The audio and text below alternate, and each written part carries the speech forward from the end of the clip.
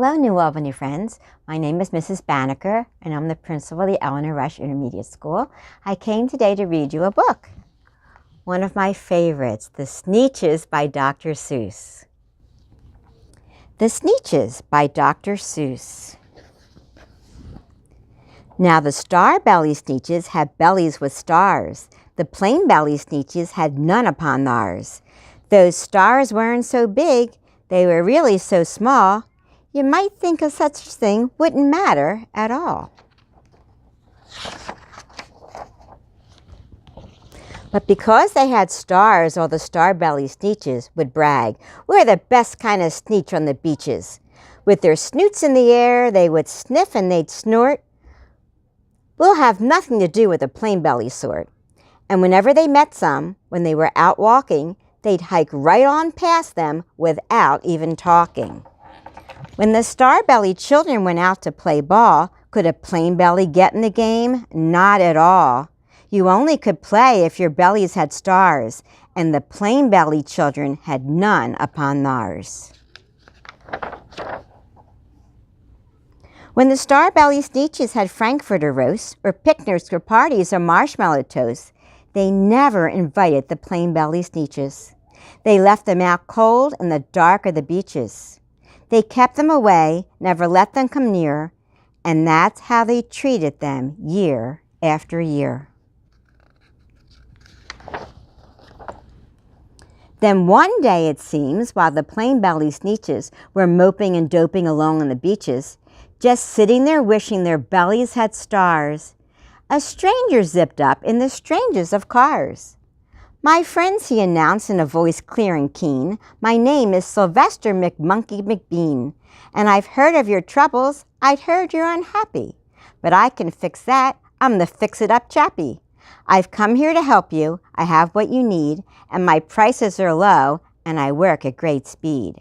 And my work is 100% guaranteed."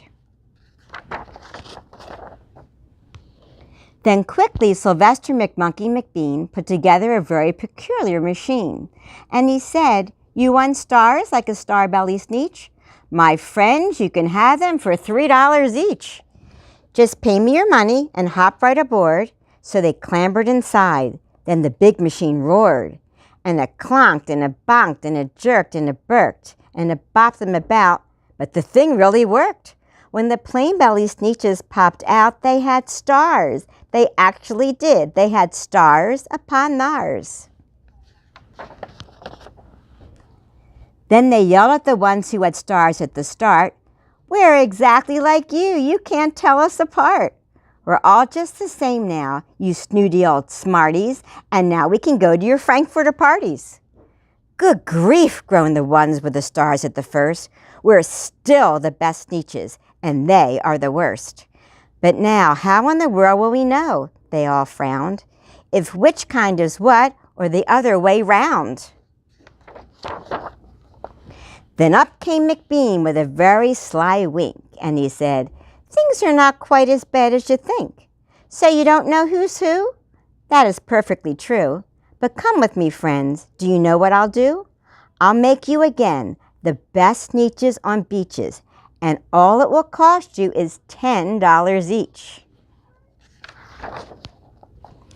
"Belly stars are no longer in style," said McBean. "What you need is a trip through my star-off machine.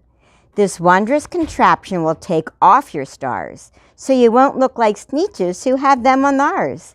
And that handy machine, working very precisely, removed all the stars from their tummies quite nicely.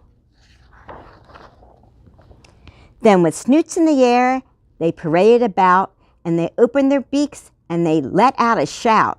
"We know who is who, now there isn't a doubt.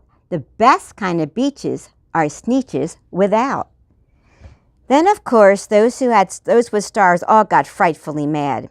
To be wearing a star now was frightfully bad. Then, of course, old Sylvester McMonkey McBean invited them into a star-off machine. Then, of course, from then on, as you probably guess, things really got into a horrible mess.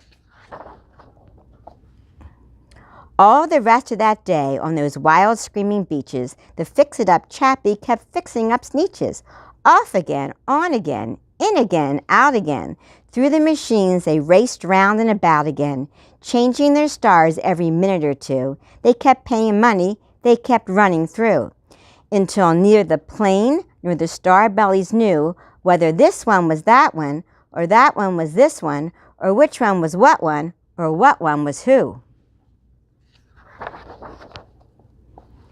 Then when every last cent of their money was spent, the fix-it-up chappie packed up and he went. And he laughed as he drove in his car up the beach.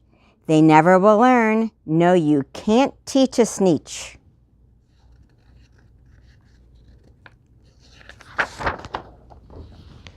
But McBean was quite wrong. I'm quite happy to say that the Sneetches got really quite smart on that day. The day they decided that Sneetches are Sneetches, and no kind of Sneetch is the best on the beaches. That day, all the Sneetches forgot about stars and whether they had one or not upon theirs.